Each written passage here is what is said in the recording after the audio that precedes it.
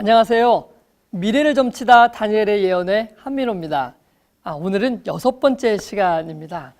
이 시간에는 미래를 점치다 70일의 예언이라는 제목으로 다니엘서 9장에 나타난 70일의 예언을 함께 살펴보겠습니다.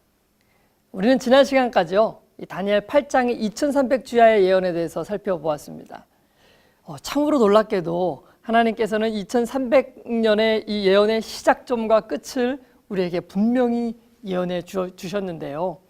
그러므로 우리는 이제 이 예언에 따라서 1844년부터 이 세상에 시작된 그리고 진행 중인 이 심판의 시대에 살고 있음을 깨닫게 되었습니다. 이 심판은 형을 집행하는 집행심판은 아닙니다. 오히려 우선 형을 집행하기 전에 무죄인지 유죄인지를 판단하는 그런 조사하는 심판인 것이죠. 과연 한 사람이 예수님을 통해 자신의 죄를 모두 용서받았는지, 그리고 죄의 문제를 다 해결하였는지를 심판하는 그런 심판인 것입니다. 그리고 그 여하에 따라서 우리의 영원한 운명이 결정지어지게 되는 것입니다. 우리는 이러한 엄숙한 시대에 살고 있음을 기억하고 우리 자신을 살피고 돌아보는 일에 결코 게을러서는 안 될 것입니다. 자, 이제 우리는요, 다니엘 9장의 71의 예언을 살펴보겠습니다. 이 예언이야말로 인류 역사상 가장 중요한 사건에 대한 예언인 것입니다. 다니엘 9장 24절의 말씀을 읽어드리겠습니다. 내 백성과 내 거룩한 성을 위하여 이른 이래를 기한으로 정하였나니 허물이 그치며 죄가 끝나며 죄악이 용서되며 영원한 의가 드러나며 환상과 예언이 응하며 또 지극히 거룩한 이가 기름 부음을 받으리라. 가브리엘 천사는 다니엘에게 내 백성과 내 거룩한 성을 위하여 이른 이래를 기한으로 정하였나니 라고 말하였습니다. 그러니까 이스라엘 백성들을 위해 따로 떼어낸 기간이 있는데 그 기간이 바로 이른 이래, 70일에, 즉 70주라고 말한 것입니다. 자, 그렇다면 그 기간에 어떤 일이 벌어지는 것일까요?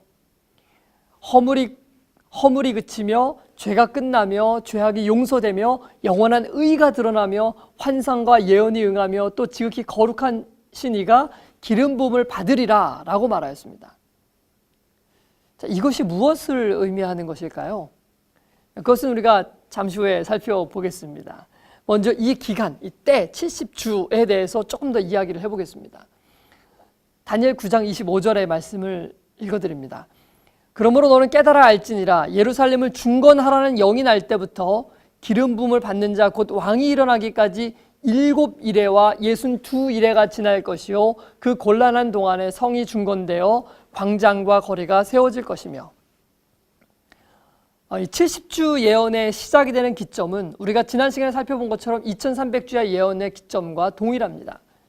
예루살렘을 중건하라는 명령이 떨어지는 그때, 곧 BC 457년이 그 시작점이 되는 것입니다. 그런데 성경은 그때로부터 기름 부음을 받은 자, 곧 왕이 일어나기까지 7주와 62주가 지날 것이라고 했습니다. 그러면 7주와 62주를 더하면 69주가 됩니다. 그러니까 BC 457년 예루살렘이 중건되라는 명령이 떨어지던 그 해부터 69주가 지나면 기름 부음을 받은 자, 곧 왕이 등장하겠다고 예언한 것입니다. 자, 그렇다면 먼저 이 69주라는 시간은 얼마의 기간을 이야기하는 것일까요? 일주일은 며칠이죠? 네, 일주일은 7일입니다. 우리가 다니엘서에서 계속 살펴본 것처럼 예언상의 하루는 1년입니다. 그러므로 일주일 7일은 7일을 69주, 7 곱하기 69를 하면 483년이 되는 것입니다. 자, 그럼 한번 계산을 해보겠습니다. 기산점이 457년이니까 457년에서 483년이 지나면 언제가 될까요? 483 빼기 457을 하면 26이 되는 것입니다. 여기에 0년이 없으니까 1을 더해줘야 된다고 말씀을 드렸죠. 네, 1을 더하면 27년이 되는 것입니다.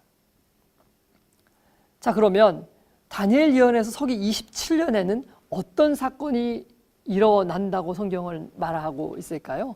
다니엘 9장 25절을 다시 읽어보죠. 그러므로 너는 깨달아 알지니라. 예루살렘을 중건하라는 영이 날 때부터 기름 부음을 받은 자 곧 왕이 일어나기까지 7이레와 62이레가 지날 것이요 기름 부은 자 곧 왕이 일어날 것이라고 예언하고 있는 것입니다. 그러면 실제로 AD 27년에 왕이 일어났을까요? 서기 27년은 매우 특별한 해였습니다. 왜냐하면요, 예수님께서 이제 왕으로서 요한에게 침례를 받으시고 세상을 구원하실 공생애를 시작하셨던 해였기 때문입니다. 그 전까지 예수님께서는 아버지 요셉의 집에서 몫으로 봉사하시고 열심히 힘을 다해 도우셨습니다. 그러나 이제는 모든 연장들을 내려놓으시고 세상의 구주로서 공생애를 시작하기 위해서 요단강에 침례를 받으셨던 해가 바로 AD 27년인 것입니다. 성경은 이와 같이 예수님께서 오셔서 왕으로서 공생애를 시작할 때가 언제인지를 명확하게 예언해 놓은 것입니다. 자, 그 다음 예언을 보시죠. 다니엘 9장 27절입니다. 그가 장차 많은 사람들과 더불어 한 이레 동안의 언약을 굳게 맺고 그가 그 이레의 절반에 제사와 예물을 금지할 것이며 또 보악하여 가증한 것이 날개를 의지하여 설 것이며 또 이미 정한 종말까지 진노가 황폐하게 하는 자에게 쏟아지리라 하였느니라 하니라. 예수님께서 공생애를 시작하시던 기점이 69주가 지난 즉 AD 27년이었습니다. 그러니까 이제 남은 예언은 70주의 예언 중에서 마지막 한 주가 남았는데, 그러니까 7년. 성경은 그 한 주 동안 한 이레 동안의 언약을 굳게 맺을 것이라고 하였습니다. 그러니까 예수님께서 침례를 받으시는 그 시점부터 유대인들과 마지막 7년간의 언약을 굳게 맺으시겠다는 것입니다. 그런데 그 7년의 절반에 어떤 사건이 발생하게 됩니다. 그 이레의 절반에 제사와 예물을 금지할 것이며 라고 했습니다. 이것이 무엇을 의미하는 것일까요? 간단합니다. 예수님께서 침례를 받으시던 그 시점으로부터 3년 반이 지났을 때 무슨 사건이 있었는지를 살펴보면 간단한 것입니다. 예수님께서 침례를 받으시고 공생에 들어가신 시점으로부터 3년 반이 지난 다음에 무슨 사건이 있었을까요? 바로 십자가 사건이 있었던 것입니다. 예수님께서는 3년 반의 공생의 끝에 십자가에 달려서 돌아가신 것입니다. 그러므로 그 이레의 절반에 제사와 예물을 금지할 것이라며 라는 말은 제사와 예물을 드리는 그 일이 폐지될 것을 의미하는 것입니다. 예수님께서 십자가에 달려 돌아가심으로 이제 성소의 모든 표상들은 그 원형 되시는 예수님을 만나게 되었습니다. 이스라엘 백성들은 예수 그리스도의 오심에 대한 약속을 그들의 모든 노래와 성전의 의식과 가정의 기도와 제도와 역사 가운데 간직하고 있었습니다. 그래서 성소 제도의 모든 표상들은 바로 우리 죄를 위해 십자가에 달려 돌아가실 예수님을 상징하고 있었던 것입니다. 그런데 이제 그 7년의 절반에 예수님께서 실제로 이 땅에 오셔서 십자가에 달려 돌아가시게 된 것입니다. 구약의 표상과 실제가 만나게 된 것입니다. 그러므로 이제 더 이상 성소에서 양을 잡아 제사를 드릴 필요가 없게 되었던 것이죠. 이것을 다니엘서의 예언이 그 이레의 절반에 제사와 예물을 금지할 것이며 라고 표현해 놓은 것입니다. 자, 그럼 이제 70주 490년의 기간 중에 마지막 7년 그리고 그 절반까지 왔습니다. 이제 마지막 남은 것은 3년 반이 남은 것입니다. 그러면 예수님께서 돌아가시고 또다시 3년 반 뒤에는 어떤 일이 일어났을까요? 바로 스데반이 유대인들에 의하여 돌에 맞아 죽임을 당하는 일이 발생하였습니다. 그리고 유대인들은 그리스도인들을 잔혹하게 핍박하기 시작했습니다. 이 사건은 매우 의미심장한 사건이죠. 왜냐하면 이 사건으로 인해서 그리스도인들은 세계 각지로 흩어지게 되었고 복음은 모든 나라들로 전파되기 시작했던 것입니다. 그렇게 하나님께서는 유대인들과 굳게 맺은 언약, 그 70주, 490년이라는 그 유대인들을 위해서 떼어내었던 그 기간이 끝나게 된 것입니다. 하나님께서는요, 복음의 보존자요 전달자로서 유대 민족과 언약을 맺으셨습니다. 그러나 이제 하나님께서 이제 그들과 맺은 그 언약을 끝내시게 되었던 것입니다. 이제는 더 이상 유대인들이 하나님의 선택된 백성이 아닌 것입니다. 이제 이후로는 예수님을 개인의 구주로 선택하는 모든 사람들이 영적인 이스라엘이 될 수 있는 그 문이 활짝 열리게 된 것입니다.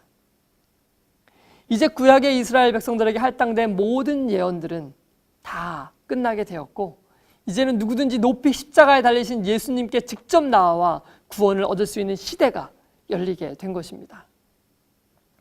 자, 도표를 통해서 다시 한번 좀 정리를 해보겠습니다. 도표를 보시면요, 다니엘서 9장의 이 70주의 예언은 예루살렘을 회복하라는 명령이 내려졌던 이 457년부터 시작해서 유대인들에게 총 490년의 이 기간이 할당되었다는 것을 보여주는 예언입니다.